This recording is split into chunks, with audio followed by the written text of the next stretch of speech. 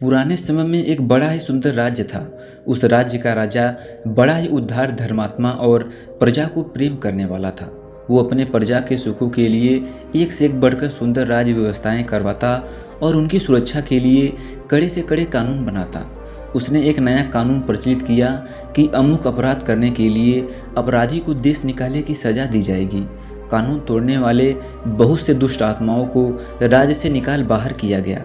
राज्य में चारों तरफ सुख, शांति और समृद्धि का माहौल था। लेकिन एक बार भूलवश वही अपराध राजा से भी हो गया। राजा बड़ा दुखी हुआ। राजा चाहता तो वो उस अपराध को छुपा सकता था, लेकिन राजा था सच्चा। अगले दिन उसने दुखी मन के साथ वो राज दरबार में उपस्थित हुआ और सभी के सामने अपना अपराध कह सुनाया। उसने कड़े शब्दों में ये आदेश भी दिया कि मैं अपराधी हूँ और मुझे इस अपराध के लिए सजा भी मिलनी चाहिए। दरबार में उपस्थित सभी सभासद इतने बड़े धर्मात्मा राजा को राज्य से निर्वाचित नहीं करना चाहते थे, लेकिन राजा अपनी बात पर अड़ा रहा। उसने स्पष्ट शब्दों में कह दिया, जब राज्य के कानून को मैं ही नहीं मानूंगा तो प्रजा इसे किस कदर पालन करेगी। इसलिए मुझे देश निकालना होना ही चाहिए। अतः राज दरबार में यह निर्णय हुआ कि राजा को राज्य से निर्वाचित कर दिया जाएगा। लेकिन अब प्रश्न ये था कि अगला राजा किसे बनाया जाए। उस राज्य के प्रजा में से ही किसी योग्य व्यक्ति को ढूंढकर राजा बनाने की प्रथा थी। जब तक नया राजा नहीं ढूंढ लिया जाए तब तक उसी पुराने राजा को ही कार्यभार संभालने के लिए विवश किया गया। और ये बात उस राजा को मजबूरन माननी ही पड़ी।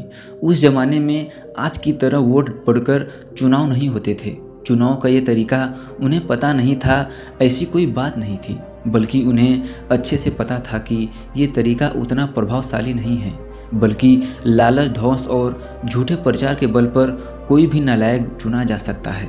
इसलिए व्यक्ति के सद्गुण ही उसके चुनाव की कसौटी थी।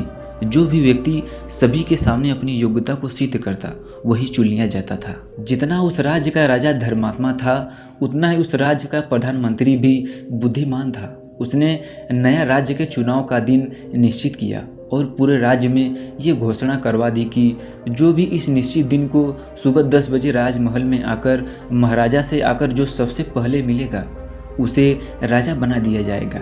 राजमहल एक पथरीली पहाड़ी मुख्य शहर से लगभग 2 मील की दूरी पर जरूर था, लेकिन उसके सभी द्वार खोल दिए गए थे।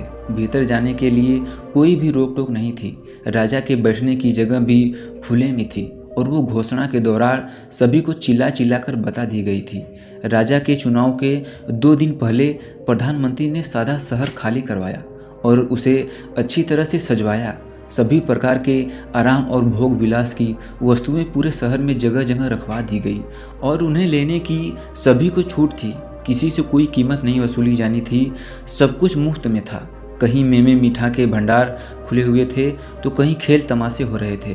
कहीं आराम के लिए मखमली पलंग बिछे हुए थे तो कहीं सुंदर वस्त्र आभूषण मुफ्त में मिल रहे थे। सुंदर और कोमल अंगों वाली आहूतियाँ लोगों के सेवा सत्कार के लिए खड़ी थी। जगह जगह राजकीय नौकर हाथ में दूध का गिलास और शरबत लिए खड़े हुए थे। इत्रों के छिड़काव और चंदन की सजावट से पूरा शहर महक रहा था। शहर का हर एक गली ऐसे सजा हुआ था मानो कोई राजमहल हो। चुनाव के दिन सुबह से ही राजमहल के सारे द्वार खोल दिए गए और लोगों को उस सजे हुए शहर में आने की अनुमति दे दी गई। शहर के बाहर खड़े प्रजाजन जब शहर में घुसे तो उसकी सजावट देखकर हक्के बक्के रह गए। मुफ्त के शरबत और दूध हर कोई पीने लगा। किसी ने मिठाई की दुकान पर जाकर मिठाई खाया तो किसी ने सर्कस में जा बैठा। कुछ मुफ्त के गहने और कपड़े पसंद करने लगे तो कोई सुंदरियों के गले में हाथ डालकर नाचने लगा।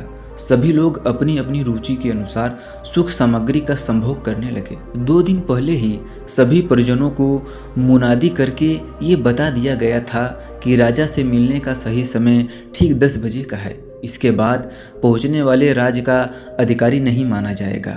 शहर में सजावट और सुख सामग्री का मेला सिर्फ कुछ ही समय का है। एक नियत समय के पश्चात इसे हटा दिया जाएगा। शहर का ऐसा एक भी व्यक्ति न था जिसे दोबारा दोहरा कर ये सारी बातें पता नहीं थी और सभी ने कान खोलकर सुन भी लिया था। लेकिन शहर की सजावट और मुफ्त की सुख सामग्री के सभी का मन मोह लिया था। किसी का भी उसे छोड़ने का मन नहीं कर रहा था। राजा का मिलने की बातें को लोग उपेक्षा की दृष्टि से देखने लगे। कुछ सोच रहे थे कि दूसरों को चलने दो, मैं भागकर उससे पहले पहुंच जाऊंगा। कुछ ऊग रहे थे कि अभी तो बहुत समय बाकी है। कुछ का विचार था कि सामने की चीज़ों को ले लो, अगर राज्य न मिला तो ये भी हाथ से चला जाएगा। कुछ तो राज्य मिलने की बातों को मजाक उड़ाने लगे कि ये गुप्त तो इसलिए उड़ाई गई है ताकि यहाँ मिल रही सुखों को हम आनंद उठा सके। पूरी भीड़ में से एक दो ने हिम्मत की और शहर में से निकलकर राजमहल की ओर चले। लेकिन थोड़ी दूर चलने पर ही महल के पथरीले रास्ते, पहाड़ी की ऊंचाई और शहर की सुंदरता ने उनका मन बदल दिया और वो उल्टे पांव शहर वापस चले आए। सारा नगर सुख के संसाधनों में डूब चुका था। किसी को भी समय का ख्याल न रहा। 10 बज चुके थे, लेकिन हजारों प्रजाजनों में से कोई भी राजमहल पहुंच न सका। बेचारा राजा दरबार लगाए अकेला ही बैठा रहा। प्रधानमंत्री मन ही मन खुश हो रहा था कि चलो उसकी चाल कैसे सफल रही। जब राजा से मिलने कोई नहीं आया तो मजबूरन उसी राजा को फिर से राज्य का कारोबार संभालने के लिए कहा गया। दोस्तों, ये कहानी काल्पनिक है, लेकिन ये मनुष्य के जीवन की सच्चाई को दर्शाती है। हम भी तो अपने आज के छोटे छोटे शुभ भोगों के लिए अपने जीवन के लक्ष्यों और उज्जवल भविष्य की आहुति दे देते हैं। हम में से किसे नहीं पता कि हमारे पास लक्ष्य प्राप्ति का समय सीमित है, लेकिन हम फिर भी इसे अपने झूठे सुखों के लिए बर्बाद करते रहते हैं और समय हाथ से निकल जाता है। हर विद्यार्थी को पता है कि उसके पास इस परीक्षा को पास करने के लिए एक नियत समय है और फिर ऐसा समय दोबारा नहीं आएगा, लेकिन वो फिर भी अपने समय को सिर्फ थोड़ी देर के मज़े के लिए, गप्पे मारने के लिए, यूट्यूब शॉर्ट देखने के लिए, इंस्टा रील देखने के लिए या बेवजह घूमने घामने में ये अपना सारा समय निकाल देता है। उसे लगता है कि दूसरों को पढ़ने दो, मैं आखिरी कुछ दिनों में ज़्यादा मेहनत करके रात भर जाग जाकर सबको पीछे छोड़ दूंगा। लेकिन ऐसा हो नहीं पाता और जब मैं हाथ से समय निकल जाता है तो फिर पश्चाताप ही हाथ लगता है।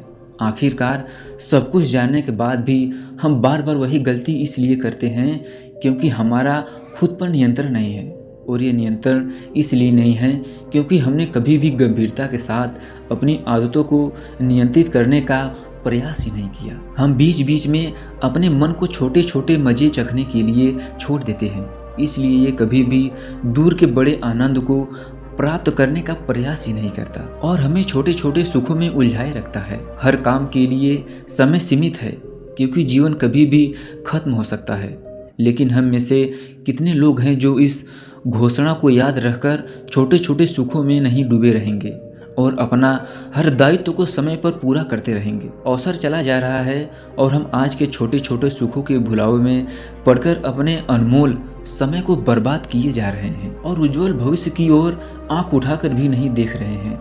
हमारे इस व्यवहार को देखकर प्रधानमंत्री शैतान भी मन ही मन खुश हो रहा है कि मेरी चाल कैसी सफल हो रही है।